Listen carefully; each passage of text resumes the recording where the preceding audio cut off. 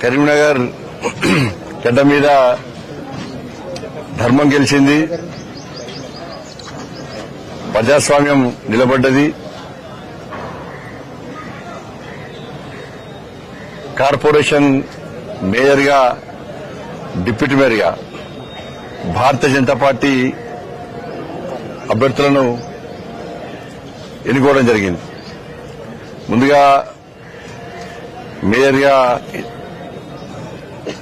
ఎన్నికైనటువంటి కొల్లగాని శ్రీనివాస్ గారికి, డిప్యూటీ మేయర్గా ఎన్నికైనటువంటి పెద్దలు యాదగిరి సునీలరావు గారికి హృదయపూర్వక శుభాకాంక్షలు తెలియజేస్తూ,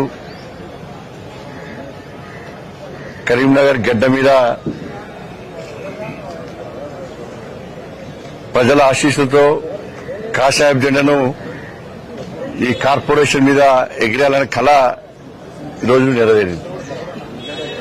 దీనికోసము అనేక సంవత్సరాలుగా కరీంనగర్ ప్రజలు ఎదురుస్తున్నారు, భారతీయ జనతా పార్టీ ఎదురుస్తున్నది. ఆ ప్రజల సహకారంతో ఆ ప్రజల యొక్క ఆకాంక్షను నెరవేర్చిన ఈ రోజు చాలా సంతోషకరమైన రోజు. ఇంతకుముందు మీరు చెప్పినట్టు నిన్న పక్క దేశంతో క్రికెట్ మ్యాచ్ లో భారత్ గెలిచింది. ఈరోజు పక్క పార్టీలతో యుద్దంలో కరీంనగర్ లో ఆడిన కబడ్డీ ఆటలో మేయర్ కప్ను భారతీయ జనతా పార్టీ గెలిచింది. దీని వెనుక అనేక కుట్రలు, ప్రజలకు బయటికి కనిపించని కుట్రలు, కుతంత్రాలు,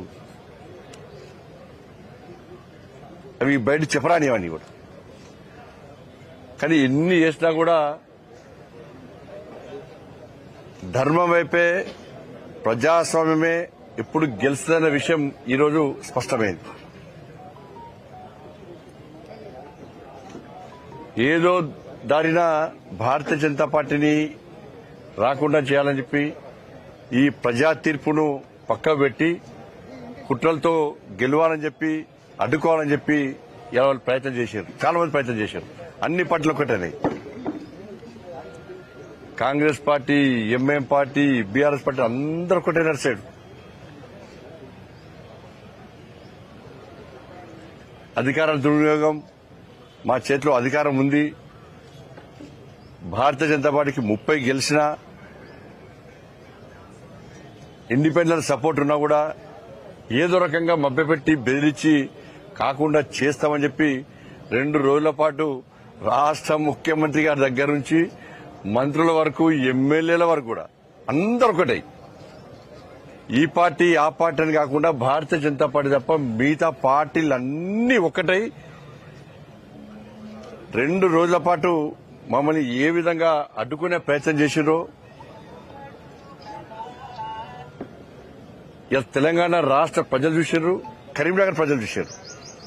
కరీంనగర్ ప్రజల వల్ల చర్చ ఒకటి, రేపు మేము గెలిపించినాం 30 మందిని భారతీయ జనతా పార్టీ అభ్యర్థులను గెలిపిస్తే ఇలా వాళ్లకు మేయర్ పదవి రాకుండా ఈ పార్టీలన్నీ కలిసి అడ్డుకుంటాడని చూసి ప్రజలు ఆశ్చర్యపోయారు, విస్మయాన్ని వ్యక్తం చేశారు. గింత కుట్రలా, ఇంత కుతంత్రాలా? కానీ అందరు ఒకటేరు, కానీ ఏం సాధించలేకపోయారు. చివరకు సాధించింది భారతీయ జనతా పార్టీ. దానికి కారణం లేదు, కేవలం భారతీయ జనతా